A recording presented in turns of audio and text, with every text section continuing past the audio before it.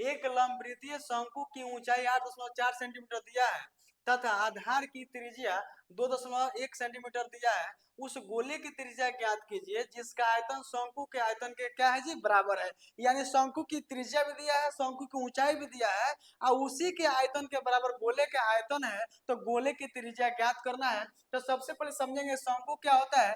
तो शंकु देख लीजिए ऐसा होता है, देख लीजिए, यानी ये शंकु हो गया और बताते हैं, देखिए ये शंकु का तिरछी ऊंचाई जिसे एल से सूचित करते हैं, यहाँ से यहाँ शंकु की ऊंचाई हो जाता है और यहाँ से यहाँ शंकु को त्रिज्या हो जाएगा, यहाँ से यहाँ शंकु क्या हो जाएगा त्रिज्या हो जाएगा, यानी त्रिज्या हो जाएगा। लेकिन दिया हुआ है, क्या दिया हुआ है, ऊंचाई दिया हुआ है 8.4 सेंटीमीटर दिया हुआ है, ठीक ना।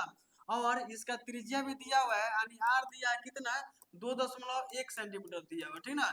लेकिन अब बात समझिएगा, यानी बोला है कि गोले के आयतन के बराबर क्या है, शंकु के आयतन है, तो गोला क्या होता है, यानी देख लीजिए ये गोला हो गया, यानी यहाँ से यहाँ तक इसका त्रिज्या होता है, यानी गोले का त्रिज्या आर से हम लोग सूचित कर देते हैं। तो गोले का आयतन क्या होता है भैया, तो 4/3 पाई आर क्यू बराबर में हो जाएगा शंकु के आयतन 1/3 पाई आर स्क्वायर एच। क्यों हम लोग लिख रहे हैं बराबर, क्योंकि यहाँ बोला है यानी शंकु के आयतन के बराबर है, यानी गोले की त्रिज्या ज्ञात कीजिए जिसका आयतन शंकु के आयतन के बराबर है। तो गोले का आयतन ये हुआ, शंकु का आयतन ये हुआ। देखिए यहाँ 3 से 3 कट गया, पाई से पाई कट गया, यहाँ बचा क्या जी 4 r³ बच गया बराबर में आर स्क्वायर एच बच गया, ठीक ना। एक बात समझिएगा, यहाँ 4 r³ तो लिखेंगे, लेकिन यहाँ समझिएगा आर स्क्वायर यानी त्रिज्या आर दिया हुआ है, कितना दिया हुआ है 2.1 दिया है, तो 2 बार गुणा करेंगे क्योंकि यह स्क्वायर है, तो 2 बार गुणा कर लेंगे, ठीक ना।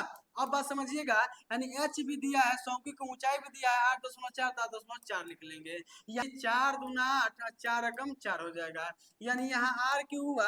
अब बात समझिएगा, यहाँ 2.1 गुणा 2.1 गुणा 2.1 है, यानी ऐसे भी लिख सकते हैं 2.1 के पावर 3 हो जाएगा, क्योंकि ये 3 बार है और ये 3 से 3 कट जाएगा, आर हमारा निकल गया 2.1 सेंटीमीटर निकल गया, यानी गोले का त्रिज्या हम लोग का निकल गया भैया 2.1 सेंटीमीटर। अब पूछा क्या था कि यानी उस गोले की त्रिज्या ज्ञात कीजिए, इसी ना गोला का त्रिज्या ज्ञात करना है जी। देखिए यही हमारा राइट आंसर हो जाएगा।